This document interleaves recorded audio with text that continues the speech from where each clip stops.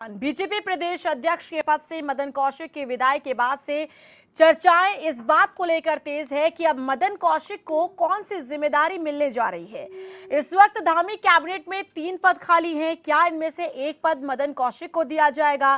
क्या संगठन के बाद फिर से सरकार में जगह मदन कौशिक को मिलने जा रही है? हालांकि इसे लेकर अभी तक कुछ भी खुलासा बीजेपी ने नहीं किया, लेकिन कयासों का दौर जारी है। वहीं अभी तक दायित्वों का बंटवारा भी नहीं किया गया है। हरिद्वार में पंचायत चुनाव भी होने हैं, तो क्या मदन कौशिक को हरिद्वार का प्रतिनिधित्व मिलेगा या फिर कुछ और? क्योंकि कहा यह भी जा रहा है कि मदन कौशिक को जिम्मेदारियों से भी अभी दूर रखा जा सकता है। अब इसके पीछे भी कई वजह बताई जा रही हैं। आज इसी मुद्दे पर चर्चा करेंगे। संगठन में बदलाव, सरकार में जिम्मेदारी का इंतजार। के सामूहिक निर्णय दल के अंदर होते हैं, सब प्रकार की विचार होगा और हमारे यहाँ दायित्व तो बदलते हैं, हटाए किसको नहीं जाता है। आगामी 2024 के चुनाव को देखते हुए, आगामी सारे प्रकार के संगठन की व्यवस्था को देखते हुए जो उचित होगा सबके सामने आएगा।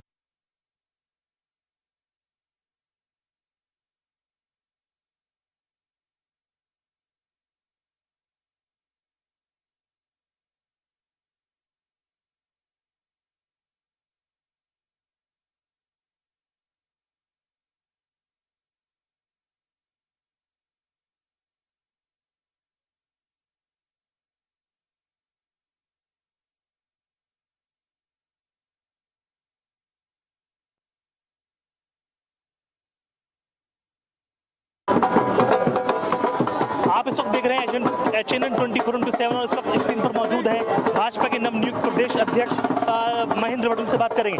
सर, आपको नई जिम्मेदारी मिली है, क्या कहेंगे? देखिए, कार्यकर्ताओं का उत्साह है। मैं कार्यकर्ता अपने नेतृत्व के प्रति आभार व्यक्त करता हूं कि मुझ जैसे कार्यकर्ता को ये जिम्मेदारी दी है। मैं कोशिश करूंगा कि जो नेतृत्व ने मुझे विश्वास व्यक्त किया है मैं उस पर खड़ा उतरता हूं। क्या आपने भट्ट जी इस जो पद आपको दिया है भाजपा ने, क्या आपने इसकी अपेक्षा की थी कि आप एक्सपेक्ट किया था आपको पद मिलना? नहीं, मैं कह सकता हूं अपेक्षाएं कार्यकर्ता के नाते रहती हैं, लेकिन ये ऐसा निर्णय होगा, ये मेरे लिए सौभाग्य की बात है।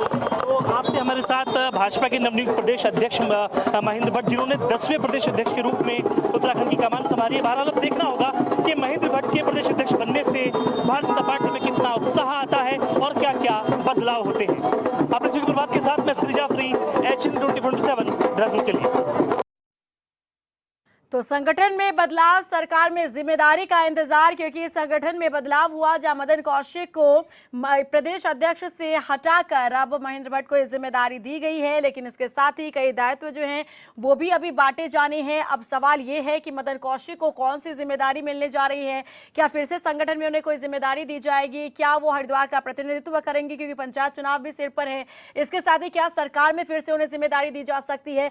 तमाम तरह के कयास लगाए जा रहे हैं। इसके साथ सवाल ये भी है कि क्या तमाम जिम्मेदारियों से दूर मदन कौशिक को रखा जा सकता है? इसी मुद्दे पर आज अब चर्चा करेंगे। मेहमान हमारे साथ जुड़ चुके हैं। इंट्रोडक्शन पहले आपका करवा देते हैं मेहमानों के साथ। संजीव वर्मा जी बीजेपी से हमारे साथ चर्चा में जुड़ गए हैं। सूरज सिंह नेगी जी कांग्रेस से हैं। वरिष्ठ पत्रकार प्रेम पंचोली जी हैं। आम आदमी पार्टी से अमरेंद्र बिष्ट जी हैं। आगे यूकेडी से शिव प्रसाद हमारे साथ चर्चा में जुड़ेंगे। आप सभी का बहुत स्वागत चर्चा में। सबसे पहले मैं चर्चा की शुरुआत संजीव वर्मा जी आपके साथ ही करना चाहूंगी। अब क्या होगा? संगठन में बदलाव हुआ जिसका पहले से कयास लगाए जा रहे थे, हो सकता है, लेकिन क्योंकि उपचुनाव को लेकर इसे टाल दिया गया। मदन कौशिक की कुर्सी जा सकती है, प्रदेश अध्यक्ष से उन्हें हटाया जा सकता है, वो हो चुका है। नए को जिम्मेदारी मिल गई है, लेकिन अब मदन कौशिक का क्या होगा? कौन सी जिम्मेदारी उन्हें मिलने जा रही है, या फिर तमाम जिम्मेदारियों से उन्हें दूर रखा जाएगा? दायित्वों का बंटवारा कब होगा? साथ ही 3 जो कैबिनेट पद खाली है उन्हें कब भरा जाना है? इन तमाम सवालों के जवाब अगर हो सके तो आप यहाँ पर दीजिए।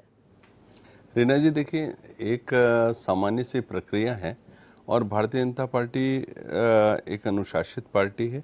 यहाँ जो भी पद नहीं बल्कि दायित्व होता है जिसका सभी कार्यकर्ता निर्वहन करते हैं। छोटा से छोटा प्रधान से लेके माननीय मुख्यमंत्री जी तक और सांसद तक जितने भी हमारे जो भी जिनको दायित्व दिया जाता है, सभी अपने आप को एक सामान्य कार्यकर्ता के रूप में ही सब लोग देखते हैं और पार्टी जैसी जिम्मेदारी जिस भी व्यक्ति को देती है समय समय पर सभी लोग उसका निर्वहन करने का पूरा प्रयत्न करते हैं और उसका काम करते हैं।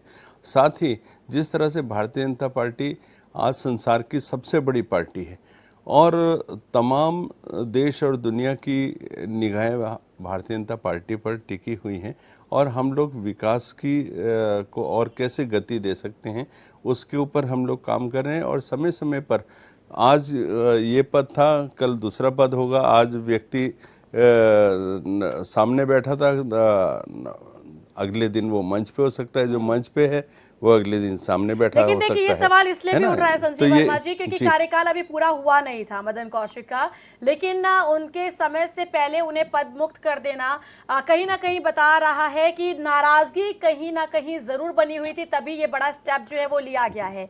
अब उनके इस पद मुक्त करने से उनके जो समर्थक है भले उनमें नाराजगी हो, लेकिन जो इस बात को लेकर नाराज थे, जो भीतरघात को लेकर आरोप लगाए गए थे चुनाव के बाद, वो सभी अब खुश नजर आ रहे हैं। तो अब सवाल ये है कि मदन कौशिक को क्या जिम्मेदारी मिलेगी आगे, या अभी उन्हें जिम्मेदारियों से दूर रखा जाएगा? रीना जी देखिए, माननीय मदन कौशिक जी हमारे माननीय प्रदेश अध्यक्ष रहे हैं।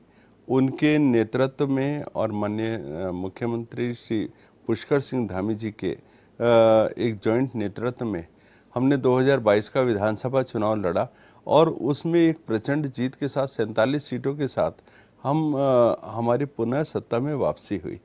तो मैं सोचता हूँ जिनके नेतृत्व में हम लोग पुनः सत्ता में वापस आए, तो हमारा जो शीर्ष नेतृत्व है, समय आने दीजिए, उनके लिए भी हमारे नेतृत्व ने कुछ ना कुछ सोच रखा होगा और इस चीज़ का निर्णय हम उनके ऊपर ही छोड़ दें तो मैं सोचता हूँ ज़्यादा बेटर होगा। ठीक है, सूरज सिंह नेगी जी, क्या ये नाराजगी मानी जाए? क्या ये माना जाए कि जो शिकायतें मिली थी चुनाव के बाद, वोटिंग के बाद मदन कौशिक को लेकर, क्या ये उसके ऊपर की गई कार्रवाई है?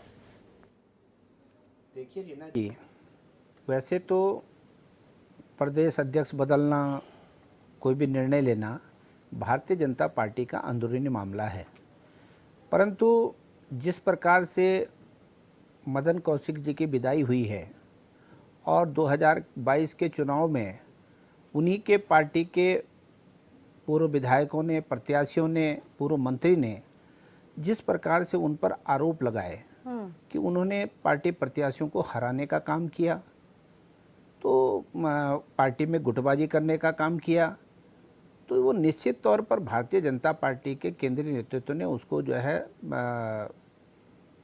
संज्ञान उसका लिया है।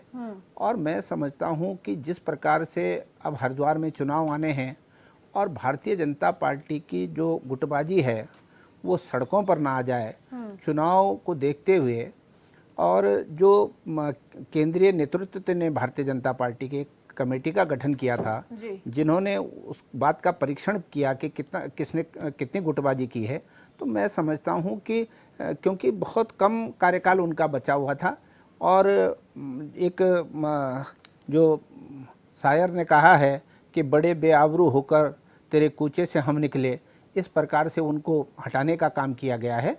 और अब ये तो भारतीय जनता पार्टी का नेतृत्व है कि अपनी गुटबाजी को रोकने के लिए, अपने पार्टी के असंतोष को रोकने के लिए उनको क्या पद देता है, क्या नहीं देता है, ये बात आप अमरिंदर सिंह जी के लिए बोले, सिद्धू जी के लिए बोले, ये हरीश रावत जी के लिए बोले तो ज्यादा बेटर रहता। देखिए, भारतीय जनता पार्टी ने निर्णय लिया है तो उसके आलेख में आपको तो ये बताना चाहिए था कि क्या उनको नेतृत्व देना चाह रहे हैं, क्या नहीं देना चाह रहे हैं, पर आप भी उसमें फंसे हुए हैं, आप भी क्या बोलेंगे, ये तो हाईकमान का मामला है। तो इसलिए कहीं ना कहीं जो है पार्टी ने गुटबाजी पर रोक लगाने के लिए जो सिर्फ फुटबॉल की स्थिति होने वाली थी वहाँ पंचायत चुनाव में, मैं समझता हूँ उसको रोकने के लिए ये कार्रवाई की। ठीक है, आपको क्या लग रहा है अमरेंद्र जी, क्या ये वही है कि जो शिकायतें मिली थी और उसके बाद फिर से पंचायत चुनाव के दौरान भी कुछ ऐसी स्थिति पैदा ना हो जाए, क्या उस पर ब्रेक लगाने की एक कोशिश है? देखिए, हमने जब आज से लगभग 3-4 दिन पहले आपने इसी विषय पर चर्चा, एक डिबेट को जब का आयोजन किया था, तो हमने उस दिन भी इस बात को कहा था कि दो चीज़ें बहुत स्पष्ट हैं। पहली चीज़ ये कि गढ़वाल का कोई व्यक्ति, भारतीय जनता पार्टी गढ़वाल के किसी व्यक्ति को अध्यक्ष बनाने वाली है। और दूसरी बात हमने कही थी कि पंचायत चुनाव से पूर्व मदन कौशिक जी को भारतीय जनता पार्टी अध्यक्ष पद से हटाने की कोशिश कर रही है। और जबकि हमारे प्रवक्ता साथी आज भी संयोग से संजीव भाई बैठे हैं चर्चा में, उस दिन भी वही थे, और उन्होंने बहुत स्पष्ट कहा था आपकी इस डिबेट में कि अभी हमारे संगठन के चुनाव हो रहे हैं, मदन कौशिक जी अपने अपना कार्यकाल पूरा करेंगे, उसके बाद ही बदलने को लेकर के बात होगी। अभी उन्होंने सारी जो आपकी डिबेट थी उस चर्चा को उन्होंने पूरा खारिज किया कि ऐसा संगठन में कुछ होने वाला नहीं है। तो निश्चित तौर पर दोनों बातें आपकी इसमें बिल्कुल स्पष्ट है। पहली बात कि चूंकि हरिद्वार में पंचायत के चुनाव हो रहे हैं, और मैंने उस दिन भी कहा था और आज फिर इस बात को कह रहा हूं कि पंचायत चुनाव को जीतने के लिए इनको ये लगता है कि वहां पर मदन कौशिक जी को हटाना पड़ेगा, क्योंकि मदन कौशिक जी के नेतृत्व में हरिद्वार की जो स्थिति थी चुनाव में वो ठीक नहीं रही, वहाँ संतोषजनक नतीजे आए नहीं। और जैसा अब देखा जा रहा है, हम समाचार पत्रों से और राजनीतिक कार्यकर्ताओं के बीच ये चर्चा है कि धामी कैबिनेट के एक पूर्व मंत्री यतीश्वरानंद जी वहाँ इस बार जो है वो जो चुनाव हार गए थे और अब वो जिला पंचायत अध्यक्ष की तैयारी कर रहे हैं। तो कहीं ना कहीं भारतीय जनता पार्टी के भीतर ही इस बात का डर था कि यदि मुख्यमंत्री जी यतीश्वरानंद जी को जिला पंचायत का अध्यक्ष बनाना चाहते हैं तो मदन कौशिक जी उसमें एक बड़ा रोड़ा था, और उन्होंने बहुत तरीके से, बहुत सलीके से मदन कौशिक जी को किनारे लगाया, और हो सकता है कि वो कैबिनेट में आ जाएं, लेकिन संगठन पर अपनी पकड़ मजबूत करनी थी, संगठन को अपने हाथ में लेना था, और उसके लिए धामी जी का एक बड़ा प्रयास रहा होगा। और वो संगठन की भी अब नसें, संगठन की चूल्हे अपने हिसाब से कसेंगे। उसके लिए मदन कौशिक जी को बाहर करने के साथ साथ अपने किसी नज़दीकी व्यक्ति को लाना था। एक तीर से दो शिकार उनको करने थे कि यतीश्वरानंद जी को हरिद्वार में लाना है, और दूसरा जो है अपने किसी नज़दीकी आदमी को प्रदेश अध्यक्ष बनाना है। और मुझे लगता है कि पहली बात में वो सफल हो गए कि उन्होंने अपने नज़दीकी व्यक्ति को प्रदेश अध्यक्ष बना दिया है। अब आने वाले समय में मदन कौशिक जी किस जिम्मेदारी में होंगे तो भारतीय जनता पार्टी ही बता पाएगी, लेकिन निश्चित तौर पर मुझे लगता है कि आने वाले समय में इनको मंत्रिमंडल में शामिल करेंगे, और अपने तमाम जो लोग हैं, जो धामी जी, क्योंकि अब जब उत्तराखंड की भारतीय जनता पार्टी की राजनीति को हम देखेंगे तो आप ये नहीं कह सकते कि धामी जी किसी गुट में नहीं है। धामी जी का अपना गुट तैयार हो चुका, और अपने गुट को मजबूत करने में लग गए हैं। उन्होंने अपने आप को स्थापित कर दिया, अपने एक साथी को उन्होंने प्रदेश के संगठन की जिम्मेदारी दे दी, और अब जब हम देखेंगे तो जो कैबिनेट में जो चेहरे आएंगे और उसके अलावा जो दायित्वधारी रखे जाएंगे, आप देखेंगे रीना जी कि उनके जो पार्टी की बजाय जो उनके ज़्यादा निकट रहने वाले लोग होंगे, उनके जो अपने उन पर व्यक्तिगत निष्ठा जो रखते होंगे, ऐसे लोगों को वो लाएंगे। हालांकि ये भारतीय जनता पार्टी का अपना मसला है, लेकिन जिस तरीके से भारतीय जनता पार्टी के भीतर की राजनीति को हम देख पा रहे हैं तो कुछ ऐसी तस्वीर हमको लगता है कि आने वाले दिनों में दिखेगी। ठीक है प्रेम पंचोली जी, क्या लग रहा है कि अब कब जाकर 3 जो कैबिनेट के पद हैं वो भरे जाने हैं, और क्या उन तीनों पद में से एक पद मदन कौशिक को दिया जाएगा या नहीं दिया जाएगा? बिल्कुल बिल्कुल, ये जो सत्ता में पार्टी है उनकी अपने कानून और नियम कायदे हैं, लेकिन जिस तरह से पॉलिटिक्स इस सत्ताधारी पार्टी ने आगे बढ़ाई, ये कोई ज़रूरी नहीं है कि उनको अध्यक्ष पद से हटा दिया गया और कोई नई जिम्मेदारी उनको नहीं दी गई है, क्योंकि मदन कौशिक एक ऐसा चेहरा है हरिद्वार में कि उनके साथ वहाँ सांसद भी जुड़े हुए हैं, हमारे निशंक जी, और निशंक जी पूरे लंबे समय से संगठन भारतीय जनता पार्टी के काम किया उन्होंने, और मुख्यमंत्री रहे, सांसद रहे, और भारत सरकार में मिनिस्टर भी रहे। तो ये बड़ा सवाल है कि यदि मदन कौशिक का कद अगर वो बढ़ाना चाहेंगे भारतीय जनता पार्टी वाले, तो जरूर निश्चित रूप से वो कैबिनेट में आएंगे। और जैसे हम लोगों ने सुना है, अभी कोई पुष्ट जानकारी नहीं है, लेकिन ये तैयारी सरकार के अंदर बताई जा रही है कि उनको भारी भरकम और अच्छा मंत्री पद उनको दिया जाएगा, ताकि जो नई पारी वहाँ पे खेली जाएगी हरिद्वार के अंदर, तो कहीं ना कहीं मुझे लगता है कि ये ऐसा लगता है कि निशंक जी को ये कहा जाएगा कि आप कोई दूसरी जिम्मेदारी निभाएंगे, उनको कोई और जिम्मेदारी देंगे। लेकिन जहाँ तक ये अध्यक्ष पद का सवाल है, इस पे तो भारतीय जनता पार्टी और दूसरे पार्टियों ने बड़े एक दूसरे पे शिकायत करके उस बात को आगे बढ़ाया, तो हो सकता है ऐसा होगा। लेकिन जब सत्ता की बात आती है तो सत्ता में जो मिनिस्टर बनता है वो उसके बाद वो पब्लिक का हो जाता है, उसका सार्वजनिक जीवन हो जाता है। तो ये बिल्कुल फाइनल है कि मदन कौशिक को ऐसे ही वो छुट्टी नहीं देंगे भारतीय जनता पार्टी हुई। और ऐसा लगता है कि उनको कहीं ना कहीं उनको एडजस्ट करेंगे, और इस एडजस्ट करने के लिए पीछे बड़ी लॉबी है कि जो राजनीतिक चरित्र यहाँ पर दिखाया जा रहा है कि हरिद्वार में किस तरह से कौन कौन से व्यक्ति उनके आगे आएंगे, उन और कौन किस व्यक्ति को बिल्कुल एकदम ये कहा जाएगा कि कुछ दिन आप छुट्टी पे चले जाइए। तो वो एक मदन कौशिक एक मीडिएटर है, एक माध्यम है ये भारतीय जनता पार्टी वालों को बड़ा काम करने के लिए। दूसरा यहाँ पर मैदानी कनेक्शन दिखाई दे रहा है, क्योंकि किसी भी भारतीय जनता पार्टी हो या कांग्रेस या दूसरी पार्टियां हो, उन्होंने ये सामने तो कभी कहते नहीं कि ये मैदान गढ़वाल कुमाऊं इस तरह का पहाड़ मैदान है, लेकिन जब ये जिम्मेदारी देते हैं तो इससे ऐसा लगता है कि कहीं ना कहीं मैदानी कनेक्शन दिखाई दे रहा है कि अभी आप थोड़ा और पीछे जाएंगे, जो राज्यसभा सांसद चुनी गई है वो भी हरिद्वार के अंदर से चुनी गई है, और कोई बहुत ज़्यादा भारतीय जनता पार्टी के अंदर हम लोगों ने भी कहीं उनकी इतनी ज़्यादा सक्रियता नहीं देखी है। लेकिन होगा, संगठन के अंदर सक्रियता होगी तो उनको बड़ी जिम्मेदारी, वो देश की ऐसे सदन में बैठने जा रही है जहां बहुत सारी नीतियां और बहुत सारे कानून और बहुत सारी योजनाएं शुरू होती वहां से, और उनके निर्णय पे आगे इस देश के संवैधानिक जो कार्यक्रम है वो आगे बढ़ाए जाते हैं। तो ऐसी जिम्मेदारी हरिद्वार के अंदर दी गई है। और दूसरा जो मदन कौशिक का जो अभी खेल उनका पूरा नहीं हुआ था, तो ये इतिहास है किसी भी पार्टी का। भारतीय जनता पार्टी तो मुझे लगता है कि पूर्ण चंद शर्मा जब राज्य बना था तो पहले अध्यक्ष वो थे, पूर्ण चंद शर्मा थे भारतीय जनता पार्टी के। उनके बाद जितने भी अध्यक्ष बने, मुझे नहीं लगता कि किसी ने एक आध को छोड़ करके किसी ने 3 साल पूरे किए होंगे, पूरा समय पूरा अपना टर्न पूरा किया होगा। तो ये हटाने की और जोड़ने की ये किसी भी राजनीतिक संगठन में एक पूरा एक प्रोपेगेंडा रहता है। लेकिन इसे नाराजगी के तौर पर भी तो देखा जा रहा था ना कि जो हरिद्वार में वो अपने वहां पर सिर्फ 3 सीटें जो है वो जीतने में कामयाब रही बीजेपी, और बाकी जो नुकसान हुआ है, तो इसे एक नाराजगी के तौर पर। और दूसरा जो आरोप लगाए जा रहे थे भीतर घात को लेकर अपनी पार्टी के नेताओं द्वारा, उन तमाम चीजों को देखते हुए लग रहा था कि एक पनिशमेंट के तौर पर इसे देखा जा रहा है। लेकिन आप कह रहे हैं कि प्रमोट भी किया जा सकता है, उन्हें कैबिनेट में जगह मिल सकती है। पनिशमेंट हम तभी कह पाएंगे जब उनको किसी भी तरह की कोई जिम्मेदारी ना मिले। हाँ। लेकिन अगर उनको कैबिनेट में उनका कद बढ़ाया जाएगा तो ये पूरा एक प्रोपेगेंडा है, एक पूरा राजनीतिक षड्यंत्र है कहेंगे हम इसको। और अगर वो ये 100% है कि उनको जिम्मेदारी देंगे, जैसे जिस तरह से सूचनाएं आ रही है अभी कहने में कोई पुष्ट जानकारी नहीं है, लेकिन बहुत सारे लोगों से, मैं यहाँ आने से पहले बहुत सारे लोगों से चर्चा की है, तो लोगों का भी, इनके भारतीय जनता पार्टी के बहुत सारे नज़दीक के हमारे जो मित्र लोग हैं उनकी भावनाएं भी यही बताई जा रही है कि वो मदन कौशिक को बड़ी जिम्मेदारी दे रही है सरकार, और वो धामी कैबिनेट के एक मेंबर होंगे। तो ये बड़ा सवाल है कि इधर से संगठन के लोग नाराज हैं, इधर से उनको सरकार में बड़ी जिम्मेदारी दी जा रही है। तो ये जो षड्यंत्र रचा जा रहा है ये पब्लिक के साथ रचा जा रहा है। और जो पूरा क्षेत्र अगर मदन कौशिक को जिम्मेदारी देते हैं तो ऐसा लगता है कि आप बिल्कुल कहीं कॉर्नर पे काम कर रहे हैं। समाज उत्थान का काम, समाज के विकास का काम कहें, आप कॉर्नर पे कर रहे हैं।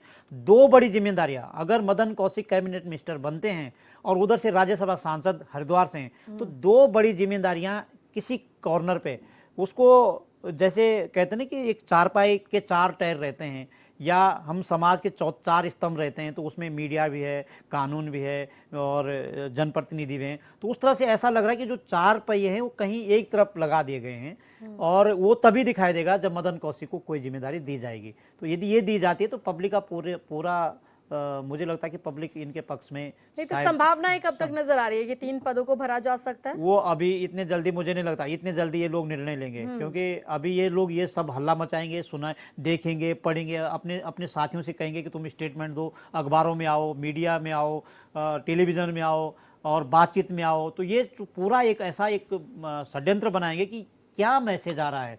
यदि सच में ही बहुत विरोध के शोर आते हैं जब पब्लिक की तरफ से, संगठन की तरफ से, तो तब तो हो सकता है कि शायद मदन कौशिक को कहा जा सकता है कि अब आप अपनी जिम्मेदारी निभाएं जहां से आप चुनाव जीत करके आए हैं। लेकिन संगठन में ये तैयारी है जो हमें बताया गया, कोई पुष्ट जानकारी नहीं है, वो ये बताया गया कि इनको कैबिनेट का हिस्सा बनाया जाएगा, क्योंकि ये भी बताया जा रहा है कि पुराना अनुभव है, संगठन में बहुत पहले से रहे हैं, और यदि इनको जिम्मेदारी नहीं देंगे तो फिर इधर निशंक जी के क्या होंगे, क्योंकि निशंक जी के की भी बड़ी जिम्मेदारी, बड़े काम उनके सामने आते हैं, उनके कई तरह के एक्टिविटीज सामने आती है। तो निशंक जी और अब जो अगली जो रणनीति होगी निशंक जी और लेकिन मदन कौशिक जी के देखिए, सामने बीच की हाँ होगी। हाँ ठीक है, लेकिन पंचोली जी देखिए सवाल तो ये भी है ना कि जब उम्मीद कर रहे थे मदन कौशिक, जब कैबिनेट तैयार किया जा रहा था उस वक्त उम्मीद कर रहे थे मदन कौशिक कि उनका नाम हो सकता है, लेकिन उनके नाम का अनाउंसमेंट नहीं हुआ।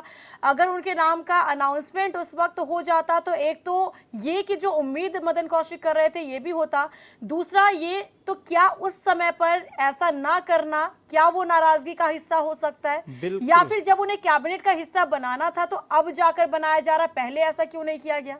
बिल्कुल बिल्कुल, ये तो किसी भी राजनीतिक पार्टी का चरित्र होता है कि अपने संगठन को किस तरह से वो संतुलित करके रखते हैं।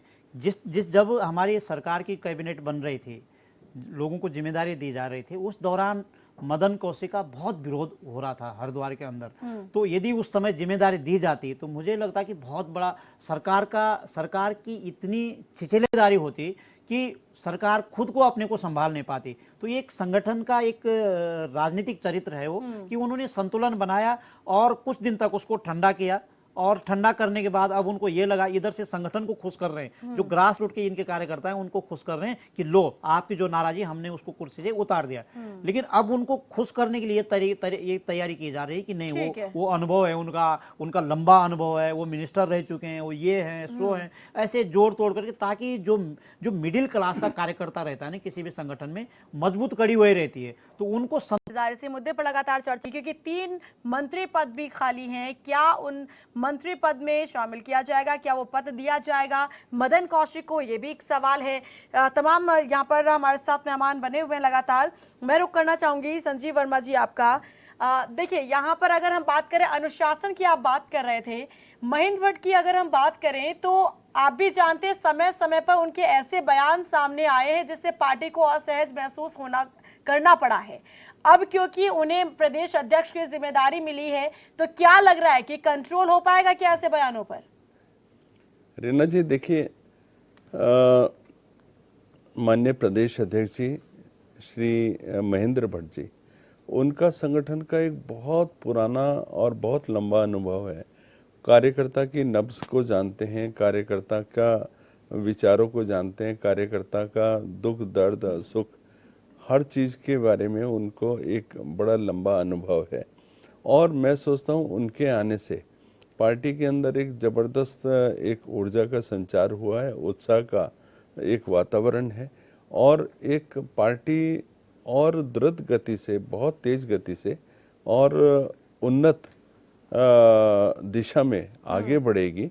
और जिस तरह से अभी 2023 में हमारे पंचायत के चुनाव हैं, नगर निगम के निकाय के चुनाव हैं, और 2024 में हमारे लोकसभा के चुनाव हैं, तो उसमें पार्टी एक बहुत प्रचंड जीत के साथ एक ज़बरदस्त प्रदर्शन करेगी। तो मैं सोचता हूँ महेंद्र भट्ट जी जो हमारे प्रदेश अध्यक्ष बने हैं, उनका नेतृत्व में हम लोग और ज़्यादा से ज़्यादा उन्नति करेंगे, तरक्की करेंगे। ठीक है सूरज सिंह नेगी जी, क्योंकि बीजेपी कह रही है कि हम तो पूरे तरीके से एक फॉर्मेट लेकर चल रहे हैं, जो जिस तरीके से प्लानिंग होनी चाहिए हम वैसा कर रहे हैं। प्रेम पंचोली जी ने भी कहा, क्योंकि आपने कहा था कि ये एक तरीके से जो लोगों की नाराजगी थी उन नाराजगी को दूर करने की कोशिश है, लेकिन प्रेम पंचोली जी कह रहे हैं कि उन्हें तो और प्रमोट किया जाएगा, कैबिनेट में जगह मिल सकती है उन्हें। देखिए रीना जी, ये भारतीय जनता पार्टी के नेतृत्व पर निर्भर करता है कि वो उनको क्या जिम्मेदारी देना चाहता है, क्योंकि भारतीय जनता पार्टी में बंशीधर भगत जी को प्रदेश अध्यक्ष पद से विदाई की, वो भी अपने पुनर्वास की प्रतीक्षा में है। त्रिवेंद्र रावत जी की मुख्यमंत्री पद से विदाई हुई, वो भी पुनर्वास की प्रतीक्षा में है। तो ये बहुत लंबी चौड़ी फेरिस्त, चाहे रमेश पोखरियाल निशंक जी हों या और कई सारे नेता हों, ये तमाम एक लंबी फेरिस्त है भारतीय जनता पार्टी में। और किस नेता को क्या जिम्मेदारी देंगे, कितने नेताओं को जिम्मेदारी देंगे, ये तो मैं समझता हूँ कि इनके पास पदवी है कि या नहीं है। तो निश्चित तौर पर आज ये मामला सामने आ रहा है कि महेंद्र भट्ट जी ने भी शायद ये कहा था कि पार्टी में गुटबाजी हुई है और पार्टी के प्रत्याशियों को हराने का काम हुआ है। और हरिद्वार में भी जिन दो लोगों ने मदन कौशिक जी पर माननीय प्रदेश अध्यक्ष रहते हुए उन पर आरोप लगाए थे, तो निश्चित तौर पर जो है हरिद्वार की जो गुटबाजी थी और वो दोनों व्यक्ति जो है मुख्यमंत्री जी के काफ़ी करीबी हैं और महेंद्र भट्ट जी भी पार्टी के काफ़ी करीबी हैं, तो निश्चित तौर पर धामी जी ने ये हो सकता है कि अपना रास्ता साफ करने के लिए, जो कि उनके ऊपर आरोप लगे हैं, पार्टी ने शायद उन आरोपों की जो है पुष्टि भी हुई होगी और उन आरोपों के चलते मदन कौशिक जी को हटाया है। अब पार्टी उनको क्या जिम्मेदारी देना। लेकिन खबरें तो देखिए नेगी जी ये भी है कि अगर नाराजगी को देखते हुए ये एक्शन लिया गया है तो राज्य के अंदर हो सकता है कि कोई उन्हें जिम्मेदारी ना दी जाए, केंद्रीय नेतृत्व में उन्हें जिम्मेदारी सौंपी जा सकती है। तो क्या ऐसी संभावनाएं आपको नजर आ रही है? देखिए, निश्चित तौर पर जिस प्रकार से अध्यक्ष बनने के बाद हरिद्वार में कौशिक जी का जो प्रदर्शन रहा है, हरिद्वार में पार्टी जो है आशाजनक सफलता नहीं प्राप्त कर पाई है। 11 में से केवल 3 सीटों पर वो वहाँ पर विजयी रही है और पंचायत चुनाव में भी मदन कौशिक जी के प्रदेश अध्यक्ष रहते निश्चित तौर पर भारतीय जनता पार्टी को यह लग रहा है कि इनके रहते हुए हम जो है चुनाव में सफलता नहीं प्राप्त कर पाएंगे, गुटबाजी चरम पर रहेगी। और इन्हीं सब गुटबाजियों को रोकने के लिए मैं समझता हूँ कि भारतीय जनता पार्टी ने ये निर्णय लिया है। ठीक है, और क्या अपनों को फायदा पहुंचाया जाएगा? एक बार फिर से अमरेंद्र बिष्ट जी, दायित्व जब बांटे जाएंगे तब हमने देखा था किस तरीके से त्रिवेंद्र सिंह रावत के कार्यकाल में उस दौरान पर किस तरीके से बांटे गए थे और उसके बाद में आरोप लगाए गए थे कि अपनों को फायदा पहुंचाया गया है। तो क्या फिर से वही तस्वीर नजर आएगी इस बार भी? निश्चित तौर पर ये तो आप पुरानी परंपरा देख लीजिए, कांग्रेस का शासन रहा हो इस प्रदेश में या भारतीय जनता पार्टी का शासन रहा हो, जो मुख्यमंत्री होते हैं, जो उन पार्टियों के जो कार्यकर्ता होते हैं, उन पर ही उन्हीं को ये रेवड़ियां बांटी जाती है जहां तक दायित्वों की बात है।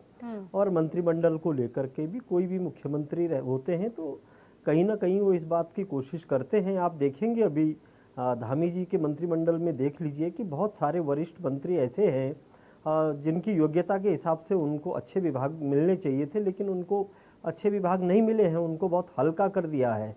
हालांकि राजनीतिक मजबूरी रही होगी, वो दिल्ली से इनको कोई डंडा रहा होगा कि उनको मंत्री बनाया जाना जरूरी है, तो मंत्री तो बनाए गए हैं लेकिन उनको बहुत हल्के मंत्रालय दिए गए हैं। तो जाहिर सी बात है कि वो जो कहावत है कि रेवड़ी अपने अपनों में ही बांटी जाएगी, ये तय है। मैं रीना आपकी एक और बात पर आना चाहता हूँ, जो आपने संजीव भाई से प्रश्न किया था कि ये किस तरह के अध्यक्ष होंगे जो अभी वर्तमान में जो बने हैं भट्ट जी। तो निश्चित तौर पर आपने इनका पुराना रिकॉर्ड देखा है और किस तरह से लगातार ये इस विवादास्पद बयान देते रहते हैं। और ऐसा नहीं है, वो छात्र राजनीति में भी रहे हैं, संघ की राजनीति में रहे हैं, वो बहुत सारे बड़े संघर्ष करके आए हैं। ऐसा नहीं कि वो नहीं जानते कि किस तरह से राजनीति में उनको बयान देने चाहिए, लेकिन वो संघ के एजेंडे को और भारतीय जनता पार्टी के एजेंडे को और आज की जो मोदी जी और अमित शाह की जो भारतीय जनता पार्टी है, उस भारतीय जनता पार्टी के एजेंडे को बहुत बखूबी जानते हैं। और इसीलिए वो सब कुछ जानते हुए वो जानते हैं कि मैं गलत बयान दे रहा हूँ, लेकिन उनकी पार्टी को सूट करता है। और कहीं ना कहीं उन्होंने पिछले कुछ दिनों में जो विवादास्पद बयान दिए हैं, खास करके जिस तरीके से वो धार्मिक ध्रुवीकरण की बात कहते हैं, तो निश्चित मतलब हमको समझ आना चाहिए कि भारतीय जनता पार्टी को अब ऐसे ही नेता पसंद हैं, उनको ऐसे ही चेहरे चाहिए जो इस तरह के भड़काऊ बातें करनी जिनको आती हो। अभी हाल में ही उदयपुर में जो घटना घटी और उसके बाद जिस तरह से इनका बयान आया, आपने सुना होगा। और उससे पहले भी 2-3 इनके बयान आप समर्थन करते हैं उदयपुर की घटना का? इस तरीके के जो बयान आए तो ये भारतीय जनता पार्टी की नहीं, ये अटल उदयपुर की घटना का आप समर्थन करते हैं क्या? इसमें उदयपुर की घटना के समर्थन की कोई बात नहीं है संजीव वर्मा जी। संजीव भाई मैं ये कह रहा हूँ, बयान भूल गए हैं जो महेंद्र भट्ट जी ने बयान दिया था जोड़कर, उन्होंने कहा था कि अगर आप बाल कटवाने जा रहे हैं, दाढ़ी कटवाने जा रहे हैं, तो अपने जानने वाले सैलून में ही जाएं, अपने जानने वाले नाई के पास ही जाएं। ये क्या मतलब था इसका? ये हर कोई जानता है। हाँ रीना, इसके अलावा वो ये कहते रहते हैं लगातार अपने बयानों में कि उत्तराखंड में वो ये भी कहते रहते हैं कि बताओ चूड़ी कौन बेच रहा है, उत्तराखंड में भवन कौन बना रहा है, ये लोग कहाँ से आ रहे हैं। तो ये उस तरीके की बयान, ये जानते हैं कि हमारी पार्टी को किस तरीके के बयानों से फायदा होना है। और उसी बात को लेकर के जैसे संजीव भाई भी अभी सीधे से आ गए कि क्या आप समर्थन करते हैं। हम इस देश में लोकतंत्र का समर्थन करते हैं, हम इस देश में संवैधानिक मूल्यों का समर्थन करते हैं, हम इस देश में ऐसी किसी भी बात का समर्थन नहीं करते कि जिससे धार्मिक आधार पर किसी की भावनाएं आहत हो। तो खैर हम बात कर रहे थे इनके अध्यक्ष को लेकर के। इसीलिए शाहीन बाग में बिरयानी बांटते आप हो। देखेंगे जहर अभी तो ये अध्यक्ष बने हैं और अभी धीरे धीरे जहर उगलना महेंद्र भट्ट जी का शुरू होगा और ये जहर लोकसभा चुनाव तक वो खूब उगलेंगे ताकि इनको राजनीतिक फायदा हो, क्योंकि इनको धर्म की चरस पिलानी है। तो ये मैंने जो दूसरी बात भी कही कि जो आपके सवाल से मैं उसको जोड़ता हूं कि किस तरह से चरस।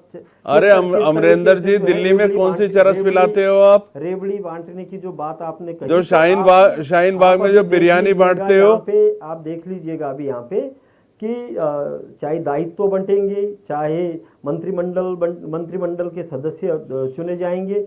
हो सकता है मदन कौशिक जी को, क्योंकि मदन कौशिक जी को मतलब हटाना बड़ी मुश्किल से इन्होंने हटाया होगा, लेकिन उनको हो सकता है कि वो उनको इतना नाराज न कर सके कि उनको मंत्रिमंडल में न लाया जा सके।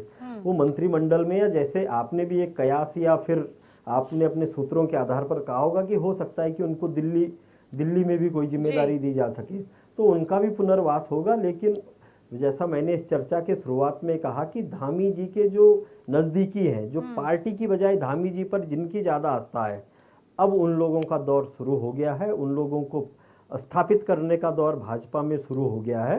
और मुझे लगता है, मैं तो संजीव भाई को भी शुभकामनाएं देता हूं कि वो भी मुख्यमंत्री जी के बहुत करीबी है, उनका भी नंबर आने वाला है। ठीक है। प्रेम पंचोली जी, देखिए ये तो वाजिब सवाल है कि जिस तरीके से अगर हम देखें जो पहले दिए गए बयान हैं महेंद्र भट्ट जी के, अगर उससे हम कंपैरिजन करके उनके दिए गए पद को अगर हम देखें तो यकीनन ये कहा जा सकता है कि अनुशासन में रहना सिखाना होगा महेंद्र भट्ट जी को। ये बताना होगा कि किस तरीके से कार्यकर्ता हो, नेता हो, अनुशासन में रहना है। लेकिन खुद उनके अगर दिए गए बयान को अगर हम देखें तो वाकई समझ में आता है कि वो कैसे अपनी इस प्रोफाइल को सही रख पाएंगे। भारतीय जनता पार्टी का सीधा स्पष्ट चीजें आती सामने पे। यदि आपकी आस्था राष्ट्रीय स्वयंसेवक संघ पे नहीं है, आप आरएसएस के विचारधारा से थोड़ा ऊपर नीचे आप बात करते हैं, तो आपकी जिम्मेदारी, आपकी योग्यताएं, आपकी बहुत सारी चीज़ें कॉर्नर कर दी जाएगी। एक क्लियर फंडा है। हमारे सामने एग्जाम्पल है कि जो व्यक्ति 450 लोगों के सदन में जाकर के ट्रेनिंग देता है, प्रशिक्षण देता है, वो व्यक्ति जो है आज किनारे पे खड़ा है उत्तराखंड में, एक छोटे से राज्य में जहाँ के जिस सदन में 70 लोग बैठते हैं, और वो मुन्ना सिंह चौहान जैसा व्यक्ति कि कहीं न कहीं वो किसी भी विचारधारा पे वो आम आदमी की बात करता है, वो उस किसी मेट्रोपोलिस सिटी के अंदर आने वाले व्यक्ति की बात भी करेगा, तो गांव में रहने वाले व्यक्ति की बात भी करेगा। वो नीति नियंता की बात करेगा, तो वो जल जंगल जमीन की बात करेगा, वो विकास की बात करेगा, तो लोगों को जिंदा रखने की बात भी करेगा। वो कहीं खड़ा होगा तो बिल्कुल खड़ा ही रहेगा कि ये काम करना है। ऐसा व्यक्तित्व जिसने 400 से अधिक लोगों को प्रशिक्षण दिया हो, और वो भी चुने हुए लोगों को, वो सदन में विधानसभा के अंदर जो विधायक आते हो, और उत्तराखंड से आता हो व्यक्ति, और जिसने राज्य बनने से पहले एक प्रपोजल पास किया कि उत्तराखंड राज्य कैसा हो, उस व्यक्ति को जिम्मेदारी नहीं दी जाती है।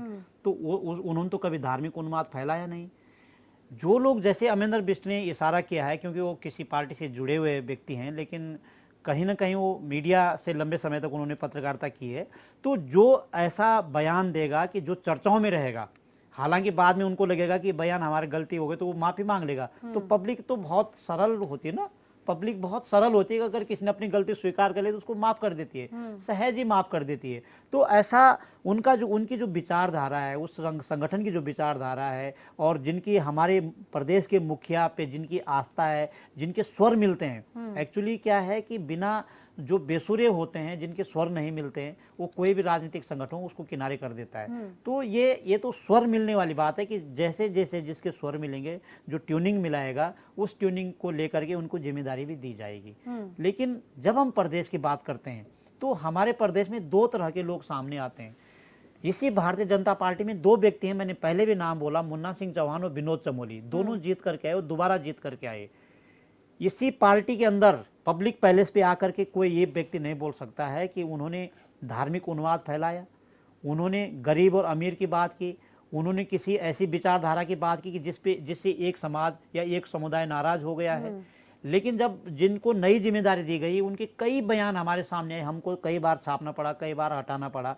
आने वाले दिनों में वो चर्चाओं में कैसे रहेंगे, क्योंकि सामने पे लोकसभा चुनाव है और हरिद्वार में इनका जिला पंचायत का, हम भी हमारे प्रदेश का एक, अब क्या बोलूँगा मैं तो उस चीज़ पे कभी आप दोबारा बैठाइए कि 12 जिलों का जिला पंचायत चुनाव अलग होता है, हरिद्वार का जिला पंचायत चुनाव अलग होता है। तो ये कहीं ना कहीं हमारे विकास में अवरोध है, बाधा है, इस पे भी इन लोगों को सोचना चाहिए। खैर वो बात की बात है। लेकिन जो लोकसभा चुनाव है, लोकसभा चुनाव बड़ा सवाल है भारतीय जनता पार्टी के पास, और इन लोकसभा चुनाव में पुराने खिलाड़ी हैं। मुझे लगता है कि वो खिलाड़ियों के स्वर हमारे प्रदेश के मुखिया, हमारे जो प्रथम व्यक्ति हैं, उनसे उनके स्वर शायद न मिले, बेसुरे स्वर हों, किसके स्वर सुरीले हैं, किसके बेसुरे हैं। तो उन सारे स्वरों को मिला करके एक ऐसा स्वर बनाना चाहते हैं कि ताकि वो स्वर सीधा चलता रहे और लोकसभा चुनाव को फतह करें। लेकिन वो तो पब्लिक के हाथ में है कि लोकसभा चुनाव कौन जीतेगा, कौन हारेगा, वो तो जनता अपने आप ही जवाब दे देगी। लेकिन जिस तरह से इन लोगों ने रणनीति बनाई है, वो सीधा सीधा सवाल ये है कि पुराने खिलाड़ियों को, जो हमारे स्वरों पे अपने स्वर नहीं मिला पा रहे हैं और कोशिश भी नहीं कर रहे हैं, तो उनको कहने के लिए मुझे लगता है कि उनको तैयार करने के लिए कि आप कुछ दिन छुट्टी करिए, अब नए लोग आएंगे, यूथ आएगा, और जो अमित शाह और मोदी जी के विचारधारा पे, भारतीय जनता पार्टी की विचारधारा पे, राष्ट्रीय स्वयंसेवक संघ के विचारधारा पे आगे चलेंगे, उन लोगों को जिम्मेदारी दी जा रही है, वो दिखाई दे रही है। बिल्कुल यकीनन, क्योंकि देखिए संजीव वर्मा जी, ये भी सवाल है, क्योंकि अगर इस तरीके से जो शिकायत आपकी पार्टी के विधायक रहे उस समय पर, उन्होंने ये भीतरघात को लेकर आरोप लगाया था, अब जिस तरीके से विश्लेषण में निकलकर सामने आ रहा है कि कैबिनेट में जगह दे दी जा सकती है मदन कौशिक को, तो ऐसे में एक मैसेज भी तो आप लोग दे रहे हैं ना कि शिकायत पर शिकायत होती रहे, लेकिन आपका जो मन करेगा, पार्टी का जो मन करेगा वो होता रहेगा। फिर ऐसे में क्या कार्यकर्ताओं का, नेताओं का मनोबल नहीं कमजोर होता है? रीना जी देखिए, भारतीय जनता पार्टी पूरी तरह से अनुशासित पार्टी है, और किसी भी प्रकार की कोई छोटी या बड़ी कैसी भी शिकायत आती है तो हमारी अनुशासन समिति उसका पूरा संज्ञान लेती है, और समय पर यदि कोई पाया जाता है तो कार्रवाई भी की जाती है। और ये तो बात एक रही। नहीं तो ये कार्रवाई का हिस्सा है कि नहीं है, ये बताइए। बिल्कुल नहीं है। तो समय से पहले फिर पद से हटा दिया? रीना जी देखिए, मैंने प्रारंभ में कहा आपसे, ये एक सतत प्रक्रिया है, एक सामान्य से प्रक्रिया है, और शीर्ष नेतृत्व समय समय पर दायित्वों में फेरबदल करता रहता है। आज मैंने कहा कि आज एक व्यक्ति इधर है, कल उधर होगा, जो उधर है वो कल इधर होगा। तो भारतीय जनता पार्टी में दायित्व दिए जाते हैं, पद, ये इसको पद एंजॉय करने के लिए नहीं है। हमने जो दायित्व मिल गया, वो दायित्व से पार्टी को हम कैसे मजबूत कर सकते हैं और जनता की हम कैसे सेवा कर सकते हैं, उस चीज़ के लिए पद दिए जाते हैं, और उस पदों का सभी लोग एक बड़े शिद्दत के साथ काम करके उसका निर्वहन करते हैं। आप ये देखिए, भारतीय जनता पार्टी एक ऐसी पार्टी है जहां पर आदमी को ये नहीं देखा जाता है कि वो उसका स्टेटस क्या है क्या नहीं है।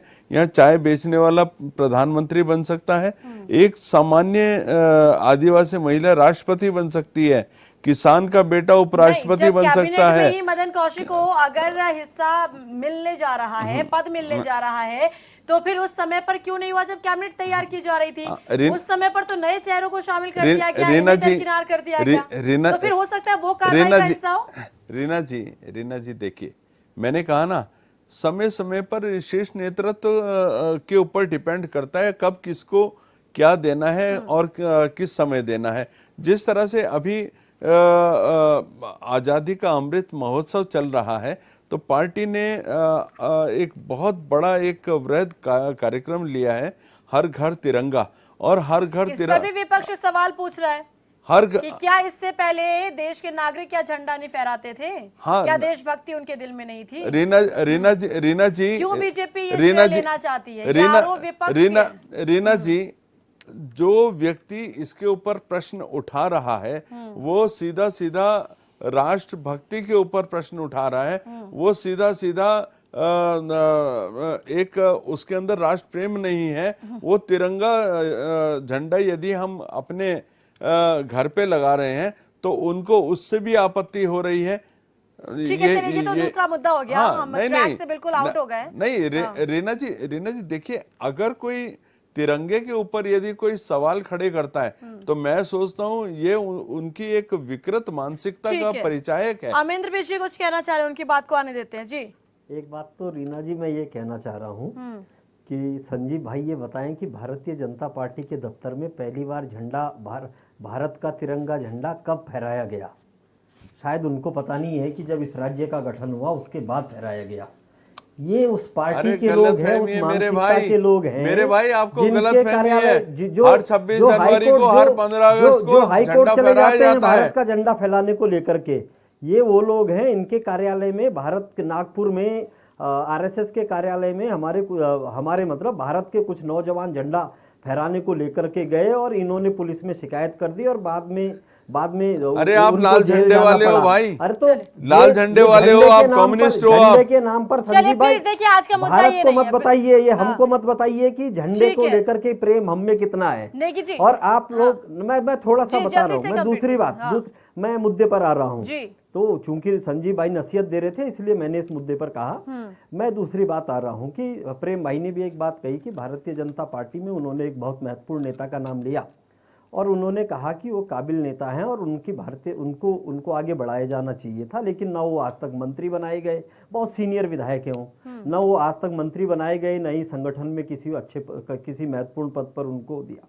दरअसल ये जो पार्टी है ना रीना जी, भारतीय जनता पार्टी, इसमें अच्छे आदमी की कभी मतलब जो जानकार आदमी है, जो जनता के सवालों को लड़ने वाला आदमी है, उसके लिए कोई जगह नहीं है। आपके सर्टिफिकेट की आवश्यकता नहीं है श्रीमान। किस तरीके के लोग चाहिए? आपके सर्टिफिकेट की आवश्यकता नहीं है हमको। मदन कौशिक जी से पहले जो अध्यक्ष थे उनके बारे में आपको पता है, आप लोगों ने तो उनका ऑडियो और वीडियो जो सामने आया था उसको देखा होगा। उनके किस तरीके के बयान रहते थे और किस तरीके की बातचीत उनकी रहती थी, वो आपने और हमने सबने देखा। ये जो आज बनाए गए हैं इनके बयान किस तरीके के भड़काऊ रहे, ये आपने और हमने देखा। उससे पहले भी फटी जीन्स वाले जो मुख्यमंत्री जी थे उनका बयान था, वो भी इनकी पार्टी के अध्यक्ष रहे।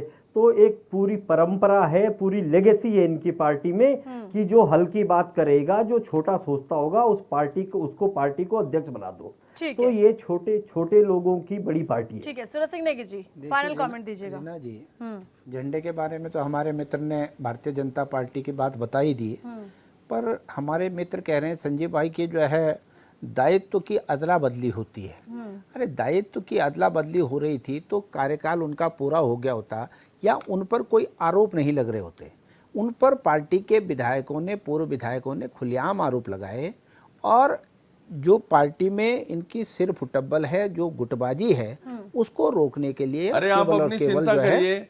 अरे आप अपनी चिंता करिए। हम तो अपनी चिंता कर ही रहे हैं। नहीं, पर आप ये बताइए ना कि उनका कार्यकाल पूरा होने से पहले रीना जी आप इनसे पूछिए, रीना जी आप इनसे पूछिए, हरीश रावत जी ने 6 तारीख को उपवास की बात करी है। हाँ, उपवास करेंगे वो, उपवास करेंगे वो निश्चित तौर पर करेंगे। हरीश रावत जी का उपवास है, निश्चित तौर पर करेंगे। कांग्रेस पार्टी का उपवास है। अरे कांग्रेस पार्टी का क्या उस उपवास में प्रीतम सिंह जी भी आएंगे? क्या उस उपवास में प्रीतम सिंह जी भी आएंगे? क्या ये उसमें आप महाराज उसकी- जी भी आप आएंगे? उसकी क्या चिंता उसमें मत यशपाल करिए। आर्य जी भी आएंगे? आप उसकी चिंता अरे, मत करिए। चलिए ठीक है, कौन आज तो आएंगे? आपकी आप बताइए आपकी तो। पार्टी का आप मुद्दा है ना बताइए, संजीव आप- वर्मा आप- जी। आप- आज आप- आपकी पार्टी का भाई, मुद्दा है, इसीलिए वो उस पर अपनी प्रतिक्रिया दे रहे हैं। पार्टी के अंदर है। जिस दिन हम उस मुद्दे पर चर्चा करेंगे तो उस पर आप लोग अपनी रिएक्शन दीजिएगा। को जो हटाया है, चलिए ठीक है, यहाँ ठीक है, पर वक्त इशारा कर रहा है। या सजा दिए, ये यहाँ बता पर दो। हरीश रावत जी ने चलिए सर, बात और चर्चा के लिए वक्त नहीं है, और चर्चा जो करने के लिए वक्त बात नहीं है, प्लीज हटाया, संजीव वर्मा वो जी। केवल और मॉडल केवल अच्छा, एक मिनट रुकिए, एक मिनट रुकिए। अच्छा, उनका फाइनल कमेंट दीजिए ना। प्रमोशन है, ये बता ठीक है, दीजिए। जल्दी से फाइनल कमेंट कंप्लीट हो गया। केवल और सर जी। केवल वर्चस्व की लड़ाई है। चले, बहुत हरीश- शुक्रिया, बहुत हरीश शुक्रिया आप रावत सभी जी- मेहमानों का हरीश चर्चा में जुड़ने रावत के जी लिए। तो लड़ते जो हैं खाली केवल पद अपने लिए हैं वो लड़ते कब हैं, भरे जाएंगे, और कांग्रेस के साथ लिए ही नहीं सबकी नजर लड़ते इस हैं। बात को लेकर भी है कि मदन कौशिक को आखिर कौन सी जिम्मेदारी दी जाती है, और जिम्मेदारी दी भी जाती है या फिर नहीं, इस पर सबकी नजर है। नमस्कार।